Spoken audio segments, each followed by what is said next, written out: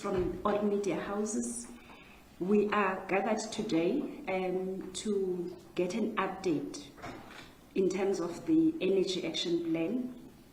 My name is Nomonde Mnukwa, the Acting Director General of GCIS.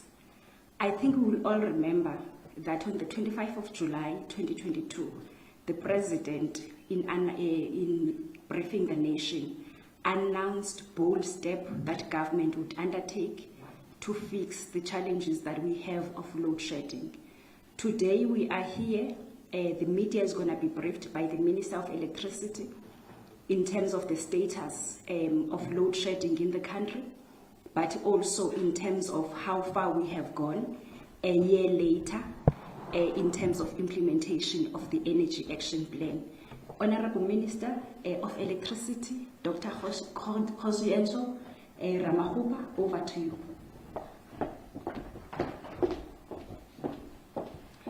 Thank you very much, Acting DG Sis Nomonde, and thank you very much to our partners in the media domain for making it possible for us to communicate with the rest of the country in relation to the implementation of the Energy Action Plan and the progress that we are making in its implementation. To thank my colleague, Mr. Rudy Dix, and our colleagues from ESCOM who are joining us online. Let me also just emphasize the point that this is a special month because it marks the anniversary of the introduction of the Energy Action Plan. So when the Energy Action Plan that has been co-generated with the private sector players and also labor to ensure that we respond in the most comprehensive fashion to the single most devastating challenge that is facing the country of existential proportions, that is load shedding. And the President did outline, if you like, the 5 key outcomes that will underpin the Energy Action Plan. And today's progress must be understood within that context that we are marking a year of the introduction of the Energy Action Plan. We have also been successful in our quest to ensure that we bring everyone on board. We really want to express our appreciation to the business sector, the private sector, for making it possible for us to be able to draw from their ranks some of the most competent, skilled and experienced people in the energy sector who have been working with us, embedded in the various power stations, in the various work streams that support the work of the recovery of the energy sector. As I speak to you now, we have got over 100 experts that are joining us and that have been at it for some time, and we are beginning to see the fruits of the labor. And also just to say that what I'll be presenting before you as the progress we are making is tribute to the fact that we have stayed the course. Of course, we have received a number of criticism arguing that government does not have a plan. And our consistent message was that we have a plan, we are going to deliver against that plan. We have been transfixed just on addressing that plan, of course, modeled by those 5 key outcomes. So we want to say thank you very much to our colleagues at ESCOM, who are indispensable to the delivery of this Energy Action Plan, starting with the competent board that is led by Mr. Makwana. It's a team of men and women whose sole intention is to contribute towards energy recovery in this country and by extension, if you like, progress in this country. And the ordinary men and women who are at the front line at the various power stations of ESCOM. They've made this possible, and I thought that it's important that at every turn we take an opportunity just to acknowledge them. Now let me go into the substantive part. Remember that the template of the briefing is that I go into numbers, and I think that we have to appreciate that there's value in numbers. We can't distort the facts. And the nice thing about the energy sector and the degree to which we we are able to report progress or non-progress. That can be measured also by an average person, and that has to do with the amount of hours in a day that you have electricity or you don't have electricity. So it's a very simple measure on any claim we are making in relation to the progress with regards to the resolution of the energy crisis in this country. I did introduce a discipline of giving you, if you like, an account of what we have been performing over a period of 5 days. So I'm accounting for, if you like, the past 7 days, if you like. So that's the discipline that we have introduced. So what are we learning about the numbers? So you can see that we've been able to maintain, if you like, that trend line. So we are approximating that 60% energy availability factor. Of course, in megawatt terms, you can see the running average for the week that was is about 28,272. And this is on account of a number of things. And what are those things? As a result of improved generation capacity, now we've got an additional space for us to do what we call good maintenance, planned maintenance. Remember that one of the underlying assumptions when we entered the winter as part of our winter outlook, we had said that we are going to reduce drastically planned maintenance so that we have as many units as possible at any given time generating the megawatts that we need. And look at what the trend line is showing us. I mean, just on the 7th of July, we're able to take out double what we had planned. So we're able to, because of the room that has been created by the performance of these units, we're able to take out 5,284. This is planned. It is by design, it's voluntary. We could have chosen not to, but we have chosen to take it out. And you are not seeing it in the aggravation of the load shedding situation in the country. When I say aggravation, of course, load shedding is bad in all its elements, but we can see that we are able to maintain that permutation of 0 to 3 or 1 to 3. So either no load shedding between midnight and 4 p.m. and then we introduce it during the evening peak, because evening peak is more severe than the morning peak. Or we introduce stage 1 load shedding midnight until 4, and then we ramp it up to stage 3 during the evening peak starting at 4 p.m. And with that combination, we have been able to take out twice the number of megawatts that we have planned. And this is a testimony to the fact that this recovery is sustainable. This recovery is enduring. I think that's a message that I want to convey. And then the other positive has to do with the degree to which we are able to reduce the number of trips. Again, the reference must be against the projections or the assumptions that we had made when I introduced the winter plan. In that projection, the best case scenario suggested that we should be in a position to keep the number of trips, failing units to 15,000 megawatts. And you can see that consistently we've been right at 15,000 megawatts or less.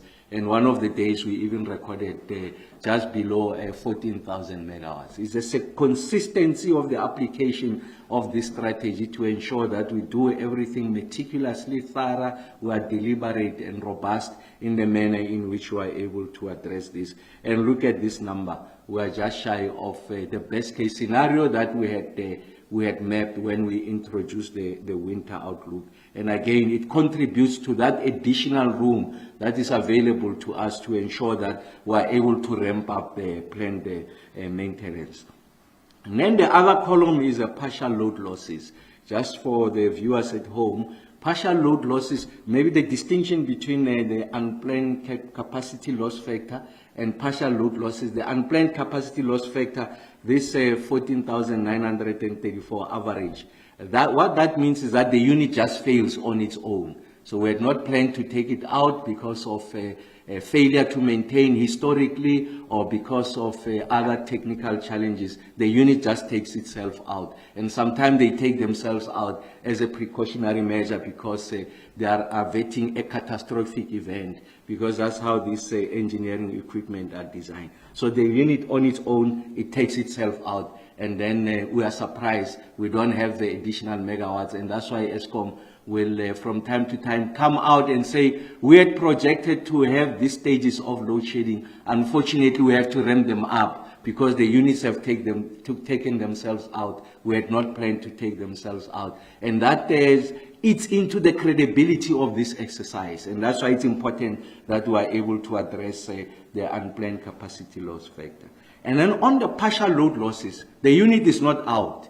The unit is running, is giving us the megawatts, but it's giving us the megawatts not at the design capacity. So just to use the metaphor of a car, you still have your car, is running, is on the N1, M1, Pretoria to Johannesburg. You know you can reach speeds of 120 kilometers per hour. You press on the pedal, but you only go to 60 kilometers an hour. The car is moving, but is unable to give you that 120 kilometers an hour. And that's what we call partial load losses. So its own load is producing, but it's giving us 60 kilometers an hour. And what we want out of it is 120 kilometers an hour, because we know that it's designed to give us that 120 kilometers an hour. So you can see the measure there is that we're beginning to bring down those partial load losses. And the more you are able to extract more out of these units that are on load, the better the energy available that we can give to the consumers, the users, and industry. But again, it introduces additional room for us to do planned maintenance. So this is voluntary. We choose to take this unit X out, unit Y out, because we are projecting that this unit requires attention, or it can give us problems going into the future, or is part of philosophy maintenance.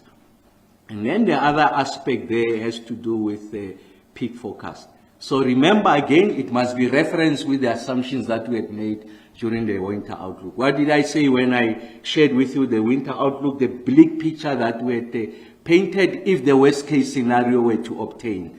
And we had said that in terms of that worst case scenario, the peak forecast, and peak really in this instance, the most severe peak is the evening peak, because we're almost cooking at the same time, watching TV, the heaters are on, and the children are doing homework, they could be on their laptops and all of that. So it's more severe than the morning peak. So we had said that that peak demand could be about 34,000 megawatts.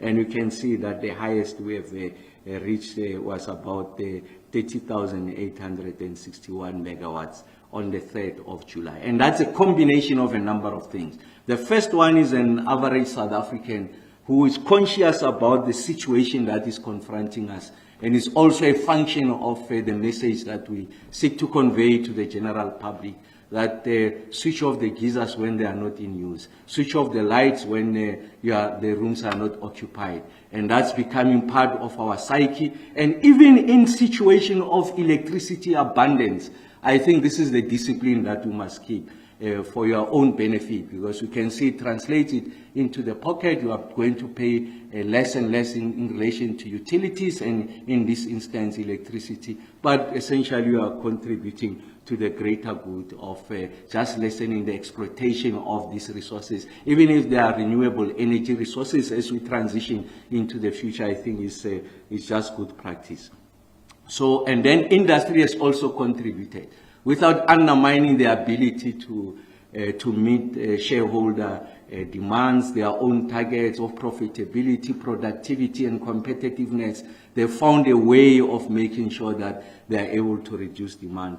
And the constellation of these efforts, you can see them now, that over that period of 5 days, then we've been able to come significantly lower than the severe peak of 34,000 megawatts. So it's not just a condition of that is about the weather, but it's about the judicious nature of an average household, a South African in a business contributing to this effort there.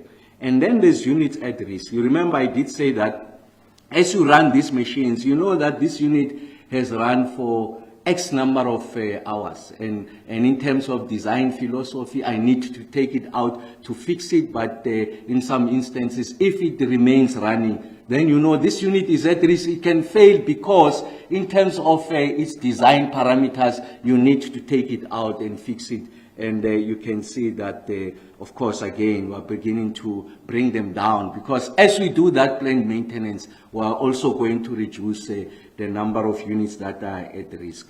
And then outage slips, I think that's one of the biggest improvements that we've made. What is outage slip? Outage slip is the promise you make on the time that the unit is going to come back. Again, let's use the metaphor of your car. So you drive any car. For purposes of this illustration, let's say you drive an Audi. And then you take it to a workshop.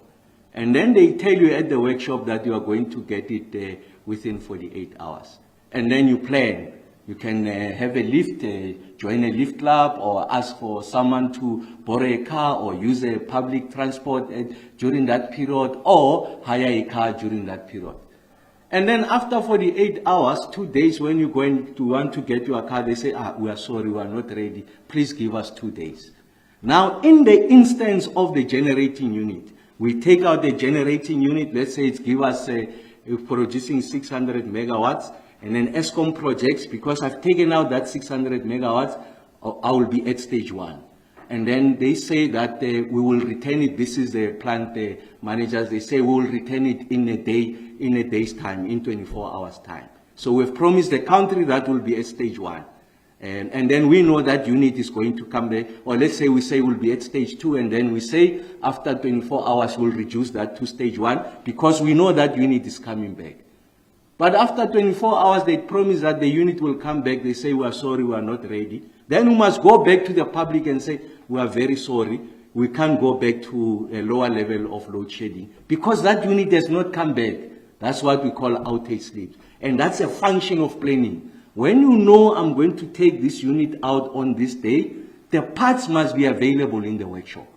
If there's long lead times, then you must factor it into the period that is required for you to be able to get the part, take it out, fix it, and then return it, and promise the South African people that we will get out of stage 2 in the next 5 days, not in the next 3 days, so that we don't lose the credibility of the message. And you can see when we started in this position, when the president introduced the portfolio of the Minister of Electricity, we're sitting at 2,900 megawatts, almost 3 stages of load shedding that are locked in these outage slips.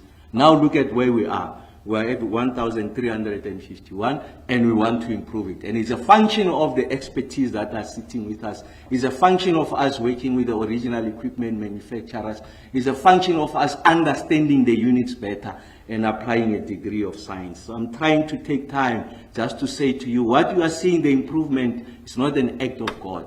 This is people at work doing everything possible to make sure that we're able to resolve this energy crisis. Again, this is an emphasis of what I've been saying. What is that emphasis?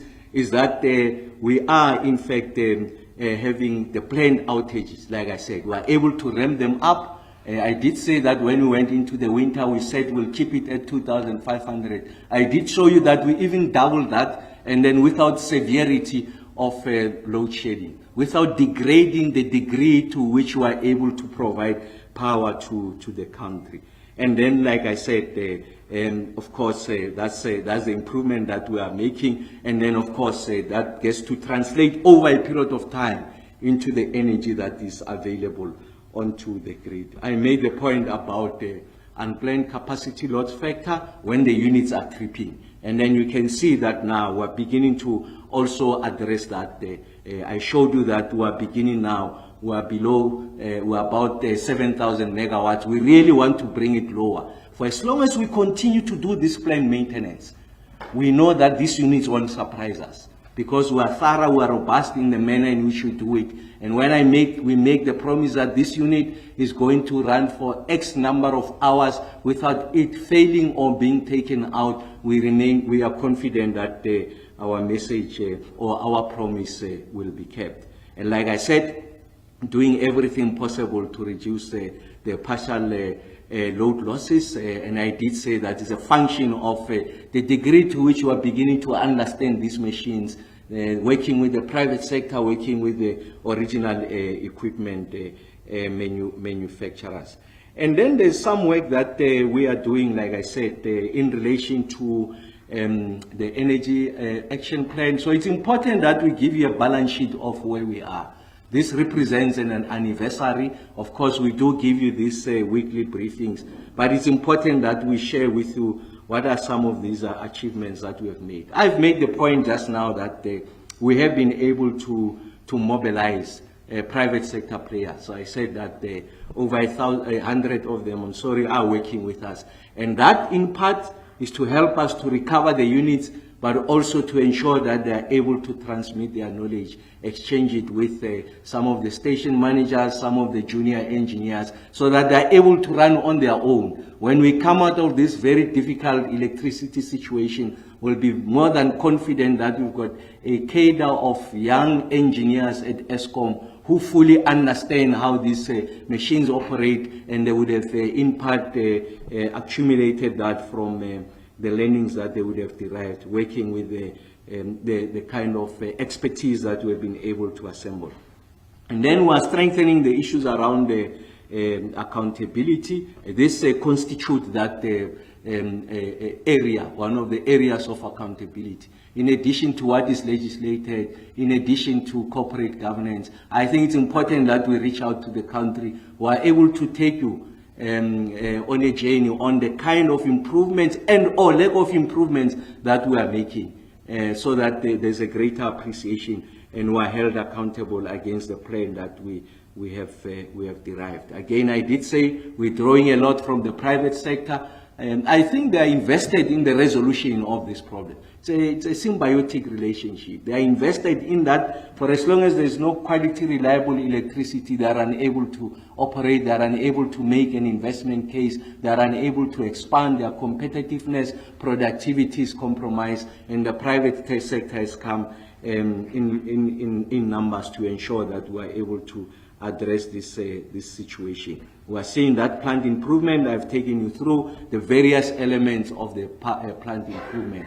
That availability is a function of plant maintenance, reduction in unplanned maintenance. It's a function of the reduction in the partial load losses. It's a function of the reduction in the outage slips. It's a function of, on the demand side, the reduction of, or performance rather, on the reduction of demand. So it's important that there's an appreciation by all that this is a function of the totality of a number of efforts that we have been making at various stages. And then there's also issues of reforms. The President did say that we are going to introduce significant reforms.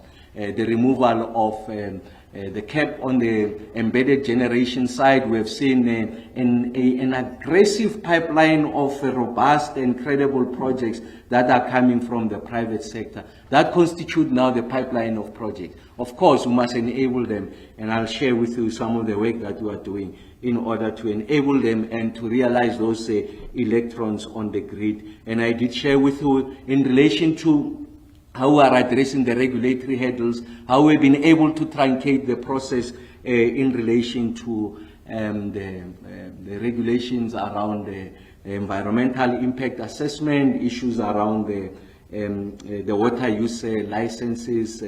So we've mentioned what those processes are and how we've been able to truncate them over a period of time.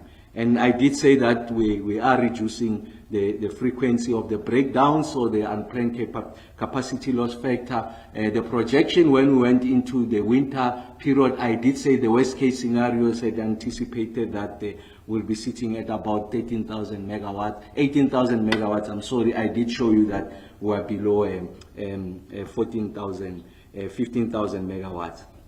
On the open cycle gas turbine, even with these reductions that we're seeing, there are periods where we are not on load as we had planned in relation to the open cycle gas turbine. The open cycle gas turbines, just to recap, is that these are, if you like, a lot of them are your peaking plants, When generation is lower than demand, then we engage the peaking plants to close the gap so that we can eliminate load shedding or take it to lower stages of load shedding. And the design philosophy of this is that they are not on load all the time. Initially, when those who came before us, when they were planning the system, they plan it in such a manner that generation will at all time exceed the demand. But they did anticipate that in instances of failure of some of these units, failure that is not anticipated, then you must run this open cycle gas turbine. And I did say that given the situation where we are at, we need to run this as if they are base load in some instances. That is, run them all the time, because consistently demand far exceeds generation, so that we are able to close the gap. And we did make the point that it comes at a great cost to the fiscals. You need to buy diesel, and then there are logistics issues, especially at Ankerleg, because how we draw this diesel, we bring it via road, and therefore there's an inordinate amount of trucks that must go and file so that they are able to refill the 17 million liters of tank storage on site, and then we continue to burn it. But one of the biggest takeaways out of this recovery is that we are engaging these open cycle gas turbines less and less. So only during periods where there's severity, especially during the evening peak, that's when we engage them. So we are engaging them less, and this is testimony to the fact that the units that are meant to generate these electrons are essentially working. They are helping us to address that. We are working now with the original equipment manufacturers. I did say the last time, focusing on some of our notorious power stations. Notoriety in this instance is those power stations that have got a very little low energy availability factor, and they also are, they've got PECs, essentially generating units that can help us to get out of this situation. Tutuka, Majuba, Kendal, and Kusile are the ones that are receiving this kind of attention. Of course, the Kusile one, it's on the flue gas desulfurization unit. I did indicate the last time that there's very few people in this country that knows about how this component works. Is a first of its own on the African continent. So we're building a layer of engineers who will better understand this. But in the course of doing that, they need to learn from the original equipment manufacturer in order to accumulate the necessary knowledge. And then we're doing independent reviews, just trying to understand, if you like, the improvement of plant performance, the scheduling and rescheduling of decommissioning. We have commissioned independent reviews so that we get to learn through a third lens what is possible, what's not possible. But ultimately, it's the state that will make that determination, but will benefit immensely from the private sector. We are retaining the Kusile units, like I said, Unit 5 is coming around October, Unit 1 to 3 November, and December. The Medupi unit will bring it earlier than anticipated. I reported in one of the briefings that we got a second-hand generator from Netherlands, I think. And then we're doing a lot on the demand side management. I did share with you, we introduced a number of incentives, and of course, the incentive is that for every megawatt, the megawatts that you save, there's a 3 million rand incentive that we have introduced there. The energy efficient program, again, we are doing specifications with regards to the lamps that are permissible. DTIC is leading on that front, and we are confident about, if you like, this new ethos, this new practice going into the future. On the transmission side, I did say that for the past 10 years, Eskom has introduced lines, about 4,000 kilometers of new lines. For us to be able to accommodate the new generation capacity, especially our renewables, we need to roll out in the next 10 years about 3.5-fold of what we have done in the past 10 years. Of course, it's going to call for a lot of resourcing from a finance point of view, also from a technical point of view. And in that, in areas where there is very little danger to biodiversity and the environment, you are not required to obtain environmental authorization. So that exercise is complete. We are agreed on that. Funding to enable investment in the grid, Eskom has prioritized about 25 transformers that will make it possible for us to add 12,000 megawatts of capacity into the grid by 2028. And of course, I did talk about servitude, the need for us to access pieces of land to make it possible for us to roll out these lines. And the Minister of Public Works has been very helpful coming to the party and making it possible for us to have access to those pieces of land. And then I did say that as a result of the liberalization on the generation side, removing the licensing requirements, all you need to do is to notify NERSA. We have now a pipeline of more than 10,000 megawatts of projects that are likely ready to come on stream. Of course, transmission remains an issue. I did say that we have addressed the issues of licensing and the reforms in that side to accelerate the introduction of this project. And then we also, the omnibus bill, we did say that we taking legal advice, legal input, and once we have finalized that, we should be in a position to present a draft bill, of course, benefiting from those contributions. ESCOM has made pieces of land available where they own it. They own the pieces of land. They've released some of this to the private sector for purposes of generation, of course, from renewable sources. And as I speak to you, phase one of that exercise has yielded about 1,800 megawatts of signed projects. And we are currently in the process of entering phase two, and it's an evaluation exercise. Last time when we were here, we did share with you about issues around grid access. I think the issue there was it's also about capacity.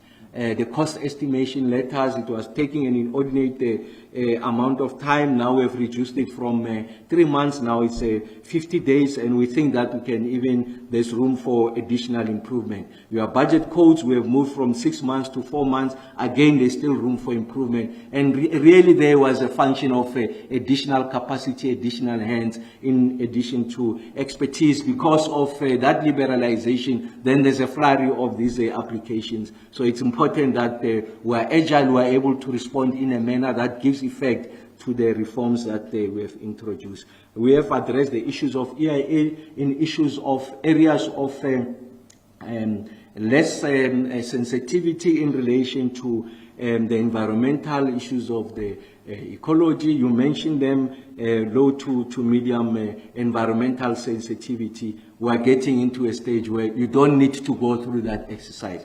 It takes long and it's also costly. But of course, there's a balance. You can see we are very deliberate, low to medium environmental sensitivity. So we remain alert to the kind of harm that can be caused, and of course the need for us to mitigate against that harm. We underline that in areas of low to medium environmental sensitivity. And of course, we did alert you about the work that we are doing to draw additional generation capacity from neighboring countries to make it possible for us to resolve this problem in the shortest possible space of time. And then the battery storage program again is complete. I did say that we have been phase one again of battery technology storage is underway, and then we did also indicate that in the next big window that should happen in this month, we are anticipating about 1,200 megawatts of battery storage. And then we were also going to help to accelerate financial close of projects that came from bid 1, bid 5 rather, and bid 6, so that we really lend credibility to the exercise that we are doing. In conclusion, the last time when we were here, I did share with you that we are addressing the issues of the feed-in tariffs. So feed-in tariffs, just to the average person at home, what it simply means is that you install your PV, there's so much you can consume. In many instances, there will be additional or excess generation capacity. It's just sitting idle. Now we're making it possible for you to feed it back into the grid so that the South African economy can benefit from your excess generation. And then we get to pay you for you giving us that excess generation. So that feed-in tariff is a determination of what is the unit cost for us to get the benefit of what you are generating, which you are not using, and for you it's an income generating opportunity. And this has got the impact of making sure that some households, they move from being net consumers to net generators of energy.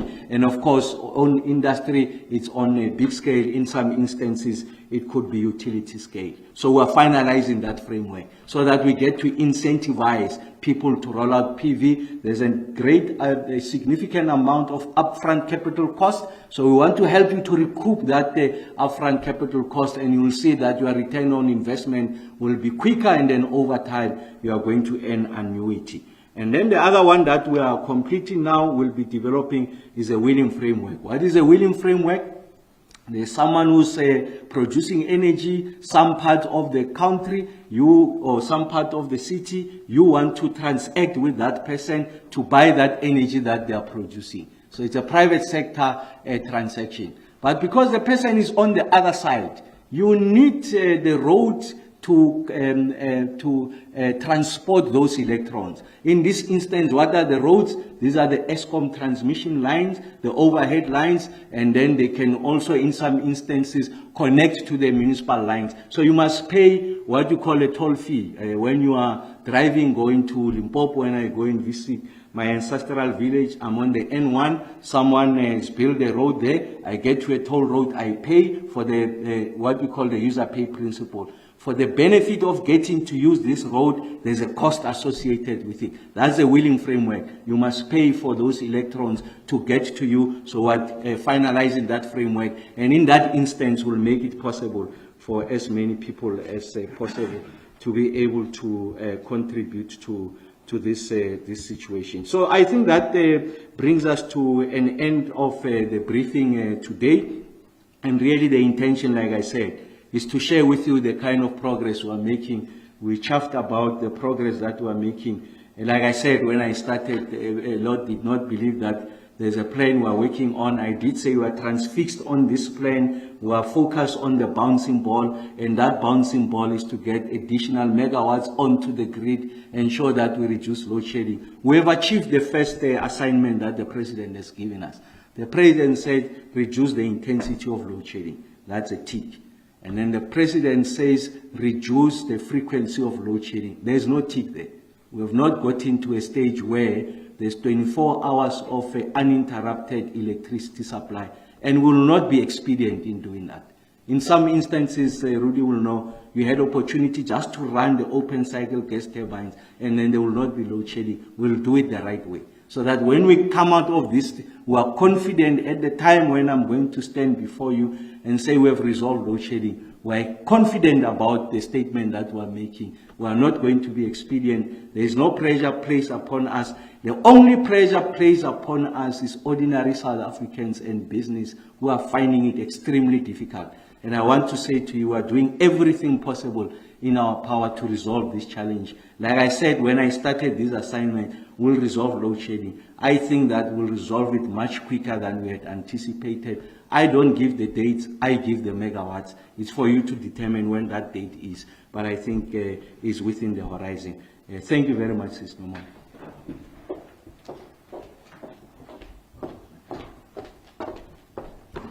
Thank you very much, Honorable Minister, for briefing the nation in terms of how far government has gone in addressing the challenges of load shedding.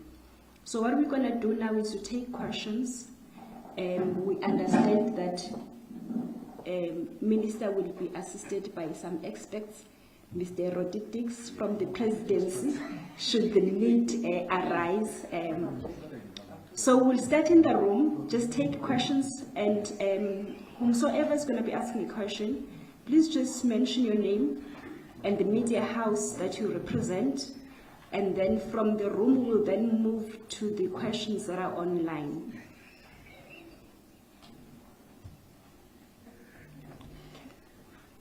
All right.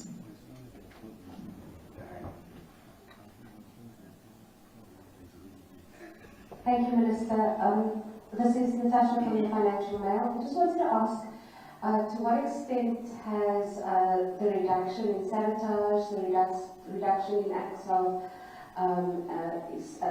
compromising equipment, self-inflicted damage. How much has that assisted you and your team to get us into the positive situation that we now find ourselves? Thank you. Thank you. Is it Natasha only? Okay. We can move to the online questions, Peli. Chris Yeland from the Business Intelligence asking, please can you give an update on the additional power capacity plan from Mozambique? 100 megawatts immediately, ramping up to 600 megawatts in 6 months. Secondly, is any of this power to come from the power ship in Maputo area powered by heavy fuel oil? Another question is from Terence Klima, Engineering News. What is ESCOM's peak demand forecast for the coming week as the cold front hits Gauteng? Does ESCOM expect to need to ramp up load shedding as a consequence? The third question comes from Nick Wilson, News 24. Nick is asking whether the cold front that has hit Western Cape, Eastern Cape, is also expected in Gauteng and other areas over the next few days, and whether it's going to have any major impact on load shedding schedules in view of the expected increase in demand. He also says the system is of course looking stable with generation being ramped up to achieve an average output of 60% from 48% weeks ago. We've obviously had a lower demand up until now because of a milder winter, so what he's wondering whether we can expect an intensification of load shedding levels over the next few days. Or are we going to still manage to stay well away from that 34,000 megawatts that was originally expected? Thank you for this round. Thank you, Peli. Honourable Minister, over to you. There are your questions. No, thank you very much for those questions. Natasha, yes, I mean, we can undermine the contribution that has been made by the security cluster with stream number 6 that's focused on addressing the issues of crime, corruption, and safety at ESCOM. I did make the point the last time when we met that I had met with them and they gave me a comprehensive picture of where they are, the number of arrests that they've made, the number of cases that are before the courts, and the number of sentences. And I did say that we will occasion an opportunity for them to come and share with you in detail those numbers.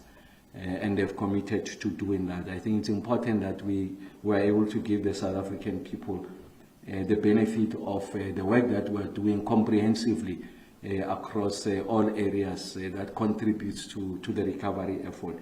But yes, you are absolutely correct. I think with lesser numbers of reported instances of corruption, that helps us to, if you like, recover the units in time, address the issues of the outage slips, the issues that were associated with the cartel, the fact that we are outing people, the fact that these arrests are being made is a form of deterrence, and we are pushing back, and it allows the engineers to do their work uninterrupted. So yes, there is that relationship.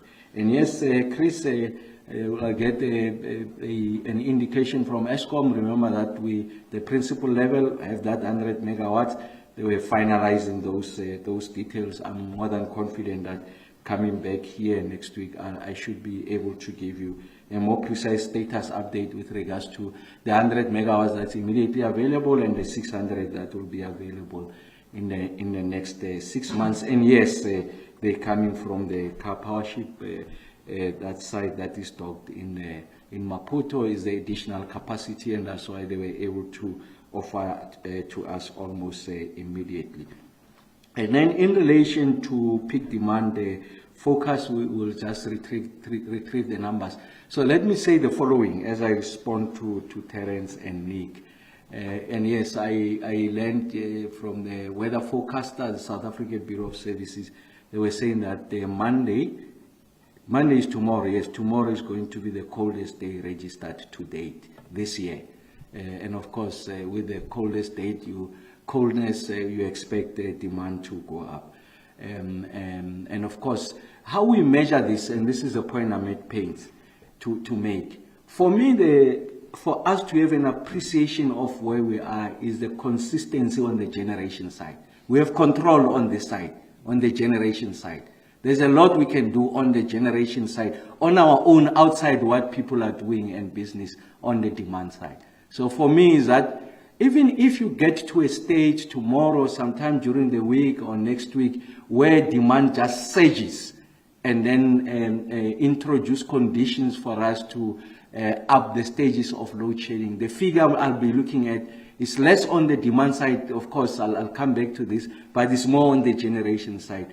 Are we maintaining the 60% EAF and improving it? So that's a big message, because the resolution of the load shedding issue is principally on your generation side.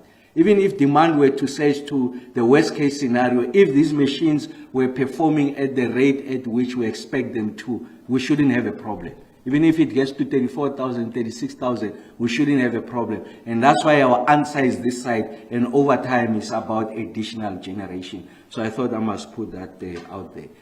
I think that, and I made the point earlier on, I mean, the fact that the demand is sitting at, like I said, the highest we have had is 30,800 plus megawatts. It's not solely on the basis of weather. That's the point I'm making. There's interventions that we have made. There's intervention that business and industry is making to ensure that we keep it at the lower stages. I think it's important that we acknowledge that. And that's why I keep on emphasizing that it's not necessarily an act of God. I shouldn't be saying this on a Sunday. But the point I'm making is that it's not solely because of that. It's because, so there is a need for us to acknowledge that some of these interventions we are making, working with business, and the aggressive campaign, bringing to the attention of household the need for them to be judicious, careful about how they use energy, are working. I think it's an important message that we need to convey. I'm not sure what ESCOM does. They'll give it to me, I think. I'm sure they're giving it to us today, so I don't know what is the PM focus for tomorrow, when is the coldest. And again, the issue around the cold weather is also just to understand the configuration of the load. So when you sit with ESCOM, they will tell you that the northern part of the country accounts for 72% of the load, and the southern part is 28% of the load. And that's why Cape Town has had inclement weather, the Eastern Cape, the Western Cape. That is not translated in your demand. Your biggest problem will be Gauteng. Gauteng alone accounts for 25%. So if that were to hit Gauteng, and then that's the one that can drive the demand, and then we'll see what the weather holds for us. But like I said, just going back to the point I was making, our focus on the generation side, we're working very hard with business and household on the demand side. But the sustainability, resilience of the energy ecosystem in the country is on the generation side, the installed units, and our ability to bring on stream new generation capacity supported by transmission. That's going to help us to secure energy sovereignty, because it can't be the case that when we think about our ability to meet to provide sustainable electricity, we must plead for people to lower demand. We need to make sure that we ramp up generation, and we create conditions that even if people care less about what they consume, people become more affluent, they consume more energy, there's greater investment in the South African economy. Generation should at all times be able to meet demand, and that's how you are going to secure energy sovereignty and resilience going into the future. I'm sure you want to. Thanks, Minister. So I think that's really useful, particularly around the issues that both Neil and Terence raises. So in terms of I mean, you of course see the data that we presented some time back on the base case. So if you look at the base case and the latest peak forecasts, those variations have been brought in. And for example, if one looks for the week ahead around that forecast on the base case, right? It would peak around 32,000 megawatts, but the latest peak forecast puts it just over 30,000 megawatts for this particular week. So I think there is sufficient leeway within the system to be able to deal with the peak and the differentials in the weather and the weather patterns that are there. And I think certainly that's exactly what has been prepared for. So I think generally, yes, I think in the forecasting, both on the base case and the changes in the more recent forecasting, I think there's sufficient ability to be able to cover for that, Minister, and I think it's quite important. The data is available, and so we can share that to see the forecasting for the week, and I think that, generally speaking, even if you look at both the base case and the more recent update, it still deviates quite significantly so from what we said was the winter forecast, and I think that is partly because of the many interventions that we've been able to have. And again, as it is, as Minister had said, I mean, we could burn the OCGTs, of course. You could probably run it at the maximum load factor and say we're reducing load shedding or there's no load shedding, but that's not the way that one wants to do it, right? I mean, that's the argument that you put, your Minister, that's simply just not what we need. We need OCGTs to burn when there are particular severities in the level of load shedding, and we were able to protect the system and, of course, reduce low levels of load shedding. So just on that question, I think that's the data that we have available for the week coming ahead around both the base case and, of course, the updated demand forecast for the week. Thanks, Minister.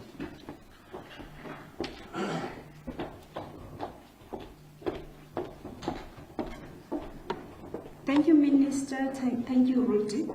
Colleagues, we are on the last round of questions. Do we have any in the room?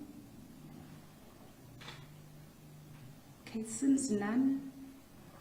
Peli, the online questions?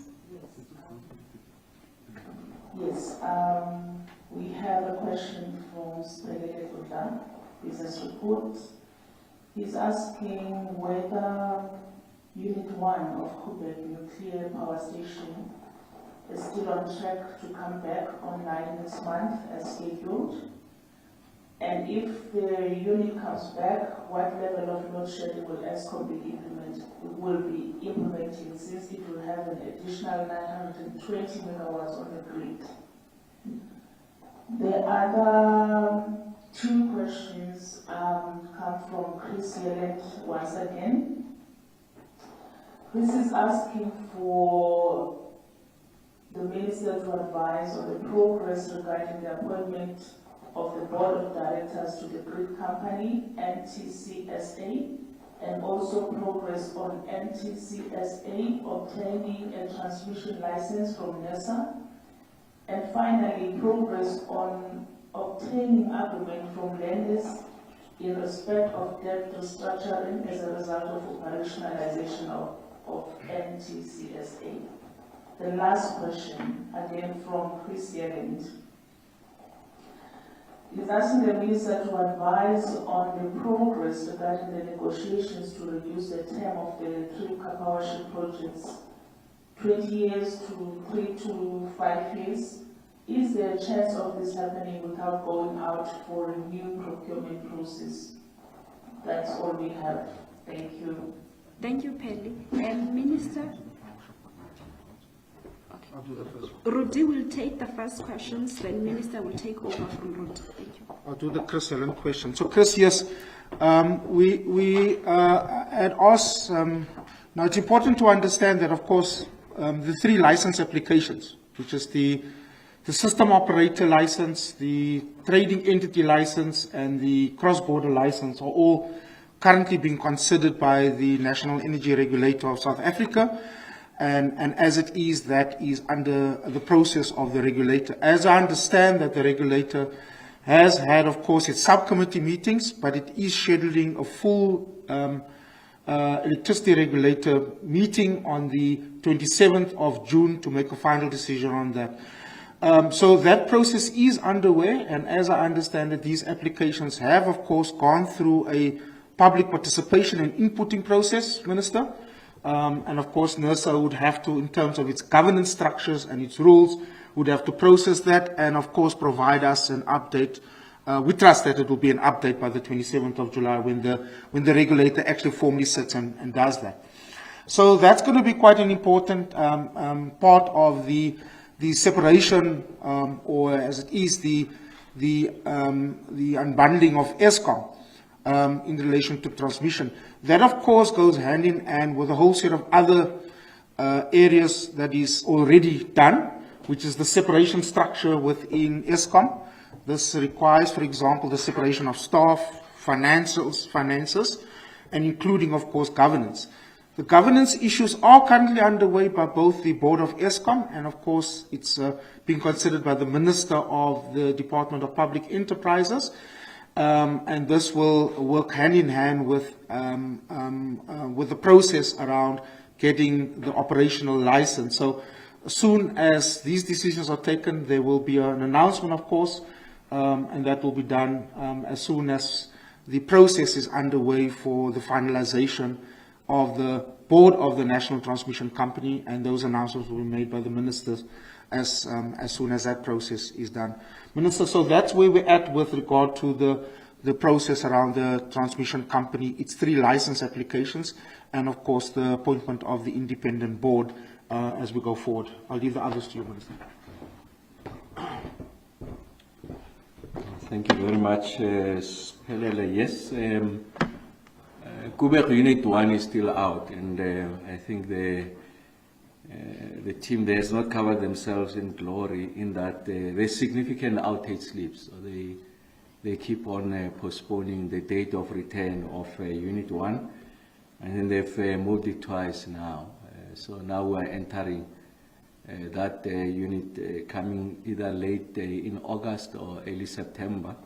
And that's why I'll be going to Kubek just to understand first what are the issues. Well, I do know that there are contractual issues with the main contractor and how those have got implications on us retaining the unit on time. And you are right, it's a significant amount of megawatts, 920 megawatts, so shy of 1,000 megawatts to reduce one stage of load shedding. The biggest risk there, and it's a real risk, I must say, and of course, when I come back from engaging with the colleagues at Kubek, I should be able to share this with some degree of confidence, having learned of what the new timelines are. The biggest risk there is the overlap of this unit coming back later than scheduled, and the need for us to take out Unit 2. Remember that Unit 2 must go out. So if that overlap happens, it means that essentially you are losing 920 megawatts.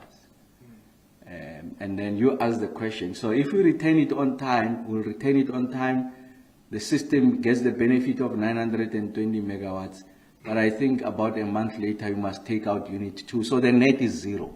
So you will not see it, if you like, so it won't make any significant improvement to the grid in additional megawatt terms. But the biggest risk is when there's overlap in the outage slips and get into a period where we also need to take out Unit 2. Then the net losses to the grid is 920 megawatts. It's just going to undermine all the efforts that we've been making.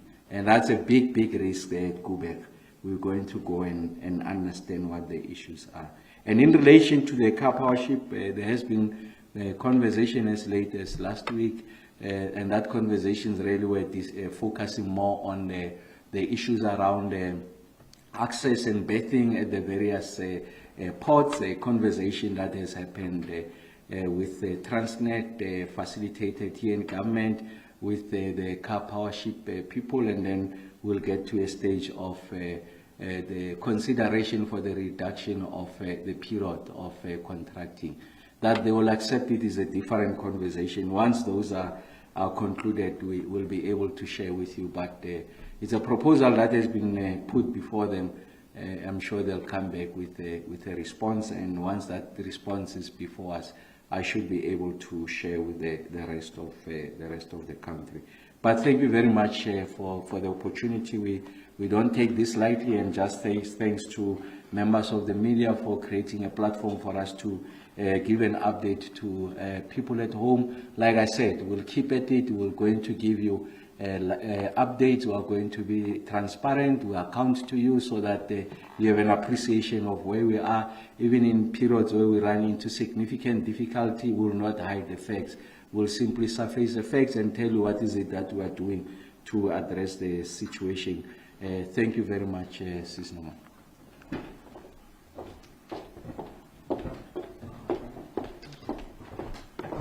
Minister, thank you very much. Thank you very much, Ruti. Colleagues from the media houses, thank you very much for all your questions. I think it has been said, it was the 25th of July 2022. The President, in addressing the nation, unveiled the government plan to address the energy challenges. The objectives, short-term objectives, were generally to ensure that there's a reduction in the severity and frequency of load shedding, with the long-term objectives to end load shedding in its totality.